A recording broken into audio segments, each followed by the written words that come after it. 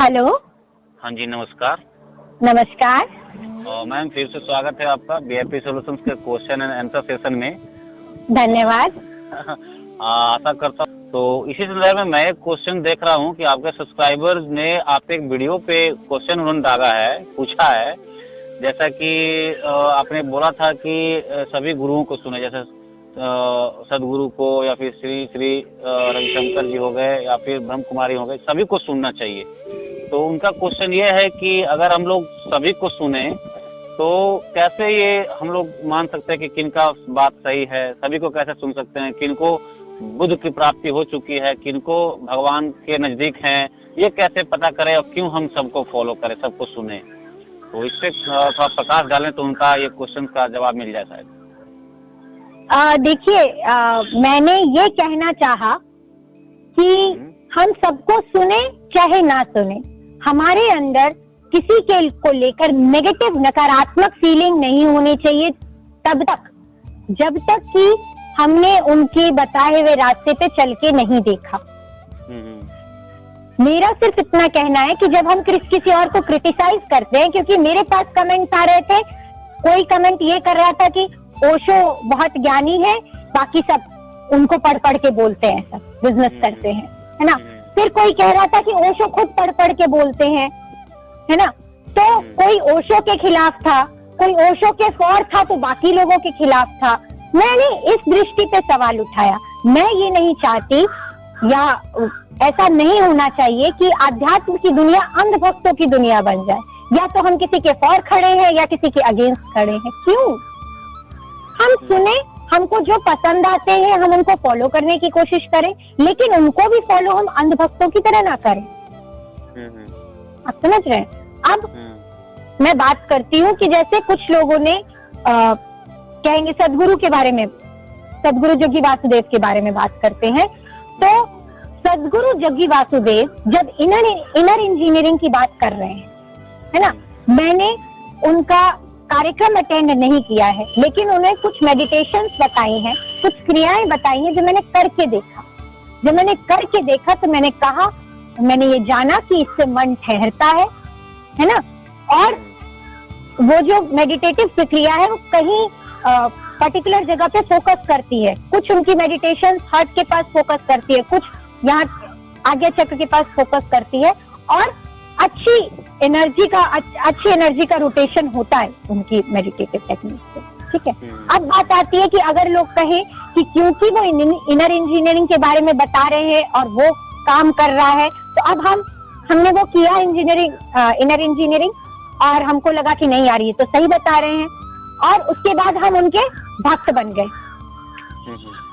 अब क्या है कि अब वो कुछ चीजें बताते हैं बाहर की दुनिया के बारे में, है ना। मान लीजिए कि वो बात कर रहे हैं किसी पॉलिटिकल मुद्दे पर बात कर रहे हैं, या फिर किसी क्राइसिस के बारे में बात कर रहे हैं जो बाहरी दुनिया की बात है। तब जरूरी नहीं है कि वो सही हो, क्योंकि वो इनर इंजीनियरिंग में सही है। हर एक आदमी, हम लोग ये मान के चलते हैं, हमारा ये जो नजरिया बन गया है कि एक आदमी अगर सही है तो वो सब चीज में सही होगा। नहीं, कोई भी अंतर्यामी नहीं हो जाता है। अगर कोई बुद्धत्व को प्राप्त है, अगर बुद्धा जो है, गौतम बुद्धा, अगर वो बुद्धत्व को प्राप्त है तो वो ये नहीं बता सकते कि गाड़ी ठीक कैसे की जा सकती है। अगर कोई कार खराब हो जाए तो वो कैसे ठीक की जा सकती है, ये कोई बुद्ध नहीं बता सकता। बुद्धा का जो ज्ञान है वो आत्मज्ञान है, वो अंदर की दुनिया में कैसे ठहरा जाए, आनंद की प्राप्ति कैसे की जाए, वो जिस रास्ते पे चले हैं उसको वो बता सकते हैं। लेकिन बाहर की दुनिया के बारे में अगर उनको कोई जानकारी देनी होगी तो वो पढ़ के ही देंगे, वो किताब पढ़ के देंगे, कहीं से सूचना कलेक्ट करके देंगे।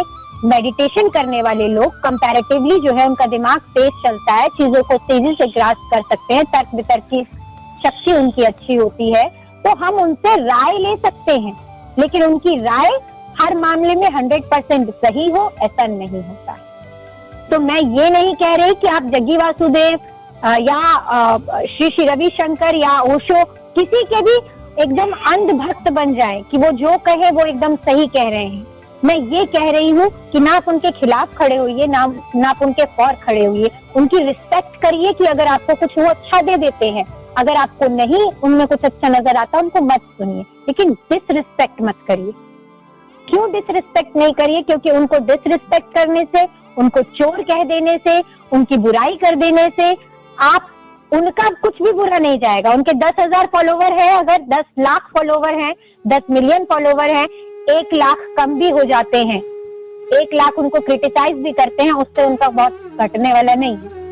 लेकिन हमारा घटेगा जब हम नेगेटिव सोचते हैं किसी के बारे में, तो हम अंदर से खाली होते हैं।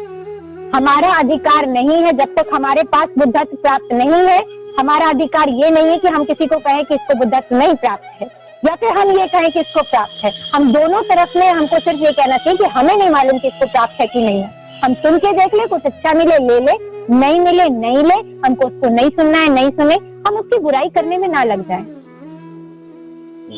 ना उसके अंधभक्त बन जाए। किसी के भी, कोई भी हो, अंधभक्त बनने की जरूरत नहीं होती है, रिस्पेक्ट करने की जरूरत होती है, प्रेम करने की जरूरत होती है। हमको किसी से अच्छा मिला, कृतज्ञता की जरूरत होती है, प्रेम की जरूरत होती है। लेकिन एक बात आप समझिए कि जो आपको अंदर का रास्ता दिखा रहा है वो जरूरी नहीं है कि बाहर का रास्ता भी सही दिखाए। अंतर्यामी नहीं होता, अंतर्यामी जैसी कोई चीज नहीं होती मनुष्य की योनि तक, इस बात को समझिए। इसीलिए, और वो क्या होता है कि वो लोग जो क्यों बाहर की दुनिया में वो बात करते हैं, अगर अंदर की दुनिया के बारे में जानते हैं तो बाहर की दुनिया में बात क्यों करते हैं वो, इसका मैं आपको कारण बताती हूँ। वो एक कांटा लगाते हैं, है ना, फॉर गुड रीजन, अच्छे रीजन से कांटा लगाते हैं, क्योंकि हम लोग बाहर की दुनिया से ही कनेक्ट कर पाते हैं। तो वो बाहर की दुनिया में के बारे में बात करके अपनी इंटेलिजेंस के बल पे आपको थोड़ा प्रभावित करते हैं कि आप उनके करीब जाएं, और फिर वो आपको अंदर की दुनिया में घुसाते हैं कि बेटा बाहर की दुनिया तेरी अच्छी तब चलेगी जब तू अंदर की दुनिया में ठीक से घुसेगा। तब वो अंदर की दुनिया में घुसाते हैं, उनको थोड़ा सा रस दे देते हैं। एक तरह से जैसे ड्रग्स का नशा लगता है तो लोग उसको बार बार करना चाहते हैं। गुरु लोग, अच्छे लोग जो हैं वो मेडिटेशन का नशा लगवा देना चाहते हैं, ताकि फिर लोग मेडिटेशन करें, उनको एक बार आनंद की थोड़ी सी भी अनुभूति हो जाएगी तो फिर आध्यात्म की दुनिया में आ जाएंगे। इसके लिए वो ये सब करते हैं। उनको भी पता है कि वो जो कह रहे हैं वो जरूरी नहीं है कि वो 100% सही हो, वो भी कहीं से पढ़ के, कहीं से जानकारी, सूचना कलेक्ट करके बातें बता रहे हैं, अपने इंटेलिजेंस के लेवल पे बता रहे हैं, अपने आत्मज्ञान के लेवल पे। बाहर की चीजें कोई नहीं बता सकता। आप समझ रहे हैं? जी जी बिल्कुल। तो अभी ये हम आशा कर सकते हैं कि जो उनका क्वेश्चन था, आपके श्रोता का, आपके सब्सक्राइबर का, उनका जवाब मिल चुका होगा। और ऐसे ही अगर और भी क्वेश्चंस होंगे तो हम लोग आगे भी उनका जवाब आपसे लेते रहेंगे मैम। बिल्कुल। आज के लिए बहुत बहुत धन्यवाद आपका। ठीक, धन्यवाद।